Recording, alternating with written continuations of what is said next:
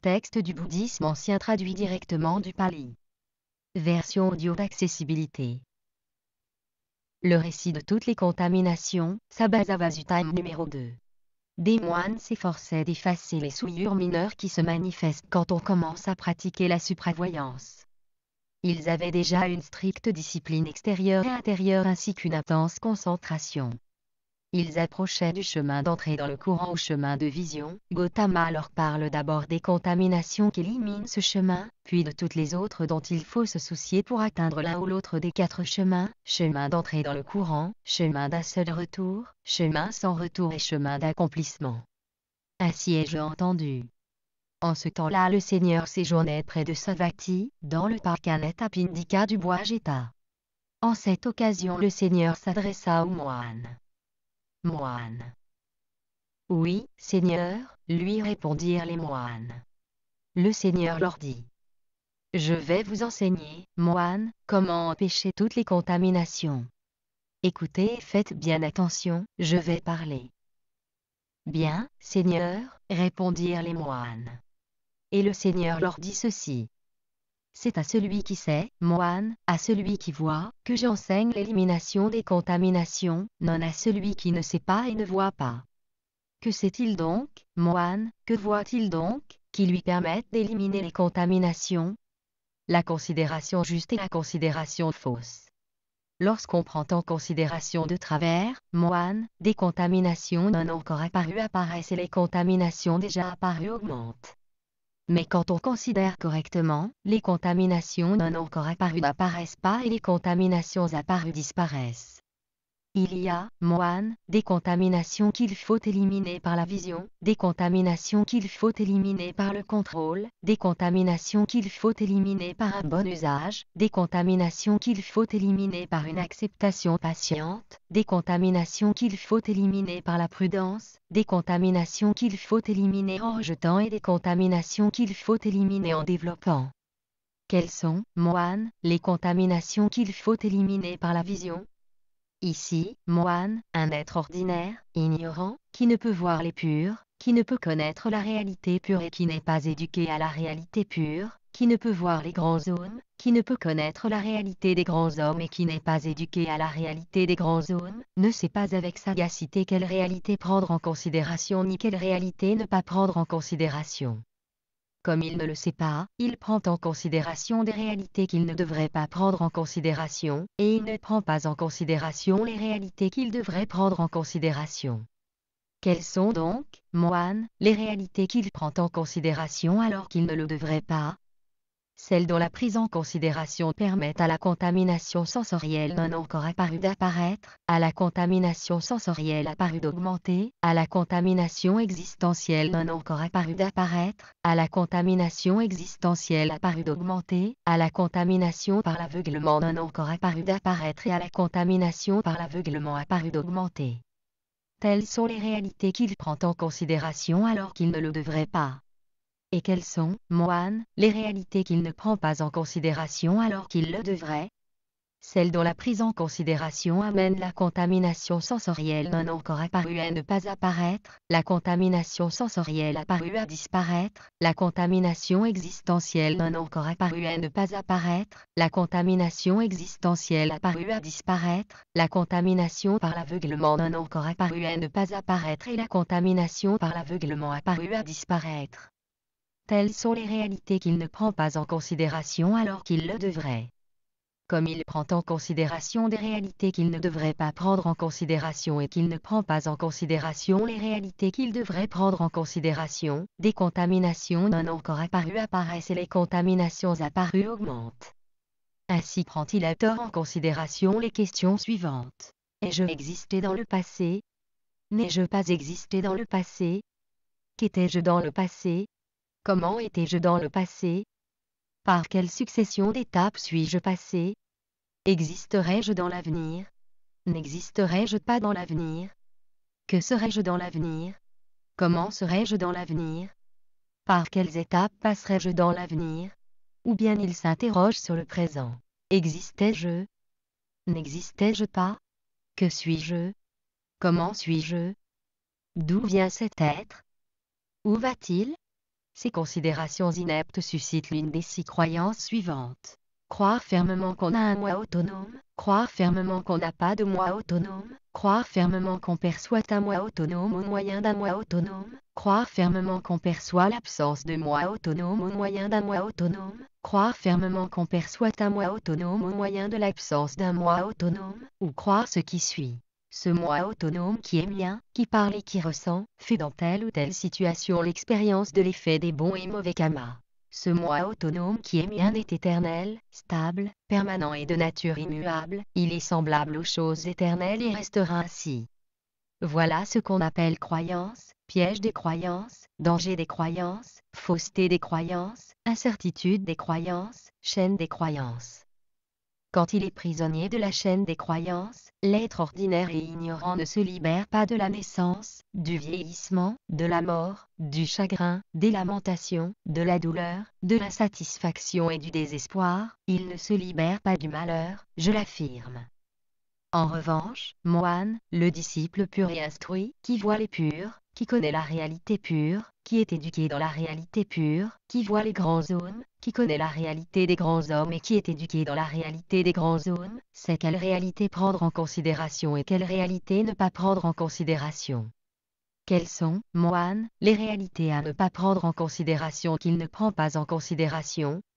Ce sont celles dont la prise en considération permettrait à la contamination sensorielle, à la contamination existentielle et à la contamination par l'aveuglement d'un encore apparu d'apparaître et à ces mêmes contaminations, apparues, d'augmenter. Telles sont les réalités à ne pas prendre en considération qu'il ne prend pas en considération. Et quelles sont, moine, les réalités à prendre en considération qu'il prend en considération?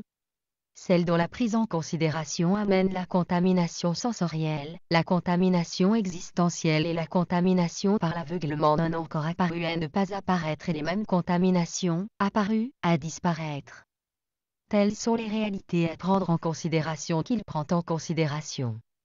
Comme il ne prend pas en considération les réalités à ne pas prendre en considération et qu'il prend en considération les réalités à prendre en considération, les contaminations d'un encore apparu n'apparaissent pas et les contaminations apparues disparaissent. Il considère correctement. Ceci est le malheur, il considère correctement. Ceci est la source du malheur, il considère correctement. Ceci est l'arrêt du malheur, et il considère correctement.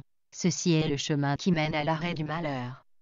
Cette considération correcte élimine 3 chaînes.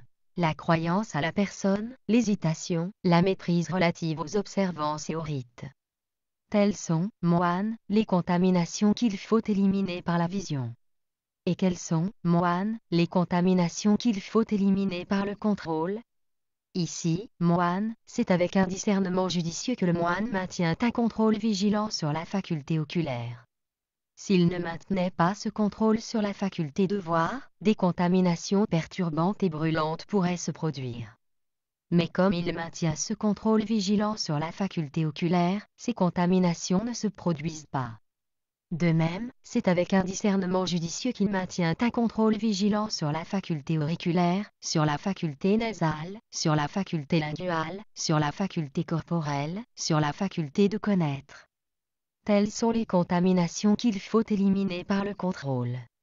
Et quelles sont, moine, les contaminations qu'il faut éliminer par un bon usage? Ici, moine, c'est avec un discernement judicieux que le moine utilise le vêtement uniquement pour se protéger du froid, de la chaleur et du contact des temps, des mouches, du vent, de la faunaise et des reptiles, seulement pour cacher les parties impudiques.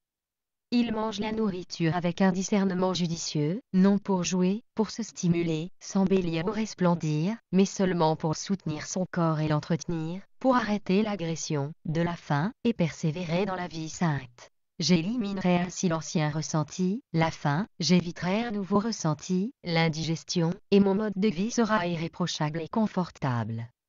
Il utilise le logement avec un discernement judicieux, seulement pour se protéger du froid, de la chaleur, du contact des temps, des mouches, du vent, de la faunaise et des reptiles, seulement pour écarter le danger de la température et jouir de la retraite. Il utilise l'équipement des médicaments contre la maladie avec un discernement judicieux, seulement pour chasser les ressentis morbides et pour guérir. S'il ne faisait pas un bon usage de tout cela, des contaminations perturbantes et brûlantes pourraient se produire. Mais comme il en fait bon usage, ces contaminations ne se produisent pas. Telles sont, moine, les contaminations qu'il faut éliminer par un bon usage. Et quelles sont, moine, les contaminations qu'il faut éliminer par une acceptation patiente? Ici, moine, c'est avec un discernement judicieux que le moine endure le froid et le chaud, la faim et la soif, le contact des temps, des mouches, du vent, de la brûlure et des reptiles, les paroles blessantes ou déplaisantes. Il est capable de supporter des douleurs oppressantes, cruelles, aiguës, déplaisantes ou même mortifères. S'il n'endurait pas tout cela patiemment, des contaminations perturbantes et brûlantes pourraient se produire. Mais comme il l'accepte, ces contaminations ne se produisent pas. Telles sont, moine, les contaminations qu'il faut éliminer par une acceptation patiente. Et quelles sont, moine, les contaminations qu'il faut éliminer par la prudence? Ici, moine, c'est avec un discernement judicieux que le moine évite les éléphants dangereux, les chevaux fous, les taureaux furieux, les chiens enragés, les serpents, les souches, les épineux, les fosses, les talus, les décharges et les bourbiers. Avec un discernement judicieux, il évite de prendre un siège dans un endroit à éviter, de chercher sa nourriture dans des lieux mal famés ou de frayer avec de mauvais amis, quand ce siège, cette fréquentation ou ces mauvais amis pourraient inciter ses sages compagnons dans la vie sainte à le plaindre. S'il n'évitait pas tout cela, des contaminations perturbantes et brûlantes pourraient se produire. Mais comme il l'évite, ces contaminations ne se produisent pas. Telles sont, moine, les contaminations qu'il faut éliminer par la prudence. Et quelles sont, moine, les contaminations qu'il faut éliminer en rejetant? Ici, moine, c'est avec un discernement judicieux que le moine n'accepte pas les pensées de désir. Quand une telle pensée apparaît, il la rejette, la repousse, l'élimine et l'anéantit. Il n'accepte pas les pensées d'aversion. Quand une telle pensée apparaît, il la rejette, la repousse, l'élimine et l'anéantit. Il n'accepte pas les pensées malveillantes. Quand une telle pensée apparaît, il la rejette, la repousse, l'élimine et l'anéantit. Il n'accepte pas que des agents mentaux mauvais et pernicieux apparaissent de façon répétée. Quand de tels agents se manifestent, il les rejette, les repousse, les élimine et les anéantit.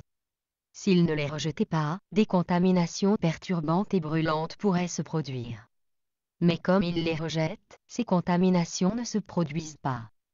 Telles sont, moine, les contaminations qu'il faut éliminer en rejetant. Et quelles sont, moine, les contaminations qu'il faut éliminer en développant? Ici, moine, c'est avec un discernement judicieux que le moine développe le facteur d'éveil-vigilance qui s'appuie sur l'isolement, s'appuie sur le détachement, s'appuie sur l'arrêt et tend au renoncement. Avec un discernement judicieux, il développe les facteurs d'éveil, examen des agents, vigueur, ravissement, tranquillité, concentration, regard neutre, qui s'appuie sur l'isolement, s'appuie sur le détachement, s'appuie sur l'arrêt et tend au renoncement. S'il ne développait pas ces facteurs, des contaminations perturbantes et brûlantes pourraient se produire. Mais comme il le développe, ces contaminations ne se produisent pas. Telles sont, moine, les contaminations qu'il faut éliminer en développant. Et, moine, quand il a éliminé par la vision les contaminations qu'il faut éliminer par la vision, éliminé par le contrôle les contaminations qu'il faut éliminer par le contrôle, éliminé par un bon usage les contaminations qu'il faut éliminer par un bon usage, éliminé par une acceptation patiente les contaminations qu'il faut éliminer par une acceptation patiente, éliminé par la prudence les contaminations qu'il faut éliminer par la prudence, éliminé par le rejet les contaminations qu'il faut éliminer en rejetant, éliminé par le développement les contaminations qu'il faut éliminer par le développement. Le moine est réputé avoir empêché toutes les contaminations, coupé toute soif, défait toutes les chaînes et mis fin au malheur grâce à la parfaite compréhension destruction de l'appréciation de soi. Ainsi parla le Seigneur. Les moines furent satisfaits des paroles du Seigneur et ils s'en réjouirent. Note du traducteur. Considération fausse quand on prend pour permanent, satisfaisant, autonome ou beau ce qui est temporaire, insatisfaisant, dépendant et laid. Considération correcte dans le cas contraire, quand on reconnaît toutes choses dans leur vérité. Contamination sensorielle est synonyme d'attachement au plaisir sensoriel. La contamination existentielle désigne le désir attachement aux existences dans les sphères extrasensorielles et limitées, ainsi que le plaisir pris aux absorptions contemplatives quand il s'accompagne d'une croyance nihiliste ou éternaliste. Dans ce cas, la contamination existentielle englobe la contamination par les croyances. La contamination par l'aveuglement n'est rien d'autre que la méconnaissance des vérités. Ces trois contaminations s'opposent respectivement aux trois formes de délivrance, la délivrance sans envie, la délivrance sans signe et la délivrance vacuité, Visuc 21. Il s'interroge sur l'existence d'un moi autonome dans les 5 ensembles. En identifiant le moi autonome comme étant la perception. Quand on perçoit les autres ensembles, un moi autonome identifié avec la perception perçoit un moi autonome reconnu dans les autres ensembles, ou son absence si on n'y perçoit aucun moi autonome. Et si l'on ne perçoit pas la perception comme un moi autonome, on arrive à l'une des deux croyances citées ensuite. Le soleil, la lune, l'océan, la terre et les montagnes que le monde alors croyait immuables. Ici, le disciple est réputé pur dans la mesure où il s'exerce à la supravoyance en évitant toute erreur, toute souillure mineure. Lors de la pratique de la supravoyance, on prend en considération les 5 ensembles qui constituent le malheur, ainsi que le désir, ou soif, taha, qui en est la source. Quand on coupe la source, le malheur s'arrête, et l'on voit simultanément la mécanique de l'arrêt. L'octuple chemin. Explication détaillée. Visuc 16. Croyance à la personne, Sakaya dit. On s'identifie au physique, ou on se situe dans le physique, ou on croit émaner du physique comme l'odeur sortant de la fleur, ou on croit être possesseur du physique. Et les mêmes idées pour chacun des autres ensembles, ressenti, perception, composants mentaux, état de conscience. Soit 20 possibilités. Contamination sensorielle quand il désire obtenir ce qu'il n'a pas ou se délecte de ce qu'il a. Contamination existentielle quand il souhaite retrouver la chose dans une bonne destinée ultérieure. Contamination par les croyances quand il croit que c'est lui qui obtient ou n'obtient pas la chose, ou que cette chose est sienne. Et l'ignorance associée aux trois contaminations précédentes constitue la contamination par l'aveuglement. Il ne tremble pas sous l'effet du froid mais continue imperturbablement à considérer l'objet de sa pratique. Dans le cas de la prudence, contamination sensorielle s'il aspire à ne pas souffrir quand un animal furieux le piétine, contamination existentielle quand il aspire à une future existence où l'on ne trouve pas une telle souffrance, contamination par les croyances quand il pense « l'animal me piétine », et l'aveuglement qui accompagne ces trois contaminations constitue la contamination par l'aveuglement. On trouvera à la fin de ce récit des exemples d'épreuves. Parce qu'il a commis ou risque de commettre de mauvaises actions. Ces facteurs d'éveil, ou facteurs de réalisation, Bojjaga, sont dits mondains quand ils mènent au chemin d'entrée dans le courant, et supramondains pour les autres chemins. Ils sont tous présents à l'instant du chemin, et c'est grâce à leur conjonction que le disciple pur s'éveille du cauchemar des souillures, qu'il pénètre les vérités pures et voit directement le dénouement. Exemple d'épreuve vécue le froid. Il neigeait. Un confirmé qui séjournait au mont du Monument, dans le foyer d'exercice de la grotte Piagu, médita sur le dernier des enfers froids et resta dehors sous la neige sans perdre l'objet de sa pratique. Les contaminations se comprennent comme suit. Contamination sensorielle quand celui qui souffre du froid aspire à se réchauffer, contamination existentielle quand il se souhaite une meilleure situation ultérieure où il ne souffrira pas du froid, contamination par les croyances quand il pense j'ai froid, et l'aveuglement qui accompagne ces contaminations constitue la contamination par l'aveuglement. Même type d'explication pour les autres sortes d'épreuves. Le chaud. Pendant la saison chaude, un confirmé s'assit, après le repas, à l'extérieur du promenoir et saisit l'objet de sa pratique. Comme la sueur lui coulait des aisselles, un élève lui dit « Asseyez-vous à l'ombre, Seigneur ». Le confirmé lui répondit « C'est parce que je crains la chaleur, mon ami, que je suis assis ici ». Ce confirmé méditait sur le grand fer à Vici. La faim et la soif. Si le moine n'a reçu aucune nourriture ni boisson 2 ou 3 fois de suite, il doit méditer sur la condition des trépassés affamés et persévérer dans sa pratique sans vaciller. Les reptiles. On raconte que le confirmé Padaniya qui demeurait dans le monastère Kasla, au foyer d'exercice Kekara, écoutait l'enseignement de la lignée immaculée quand il fut piqué par un serpent au venin mortel. Le confirmé garda l'esprit clair et continua d'écouter l'enseignement, ce qui freina la progression du poison. Il se remémora ensuite la discipline qu'il avait suivie depuis son ordination et n'y trouva aucune tache, ce qui le ravit, et ce ravissement fit sortir le poison, qui pénétra dans le sol. Le confirmé réussit alors à focaliser son attention, développa la supravoyance et atteignit l'accomplissement. Les paroles blessantes. Le confirmé Abhaya, récitant du Digha Nikaya, était allé enseigner la voie de la grande lignée immaculée à Mahagama. Là, tout le monde était venu l'honorer, ce qu'un autre confirmé ne supporta pas, prétendant que l'honneur d'enseigner lui revenait de droit et faisant grand tapage. Une fois l'enseignement terminé, ils parcoururent ensemble plusieurs kilomètres avant que leurs routes ne se séparent. L'autre confirmé n'arrêtait pas d'offenser Abhaya qui ne répondait pas. Lorsque leurs chemins se séparèrent enfin, Abhaya salua l'autre confirmé et lui dit poliment : « Voici votre route, Seigneur. » L'autre fit semblant de ne pas entendre et poursuivit son chemin. De retour dans son monastère, le confirmé se leva les pieds et s'assit. Un élève qui l'avait accompagné tout le temps lui demanda : « Pourquoi ne lui avez-vous fait aucun reproche, Seigneur ? » « J'étais tout entier dans l'acceptation, mon ami, non dans l'absence d'acceptation. Je crois que je n'ai pas fait un seul pas sans avoir à l'esprit cet objet de pratique, les douleurs. » Le vénérable Padaniya du mont Sitala avait passé la plus grande partie de la nuit à s'exercer quand ses intestins commencèrent à le faire souffrir. La douleur lui était insupportable et il remuait en tous sens.